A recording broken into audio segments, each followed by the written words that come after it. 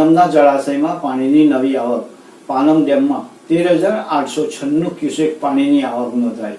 ડેમના ઉપરવાસમાં વરસાદની હેલી થતાં 13,896 ક્યુસેક પાણીની આવક થઈ. ડેમની જળ સપાટીમાં થઈ રહ્યો છે સતત વધારો. હાલ ડેમની જળ સપાટી 122.55 મીટરે પહોંચી, જ્યારે ભયજનક સપાટી 127.41 મીટરની છે.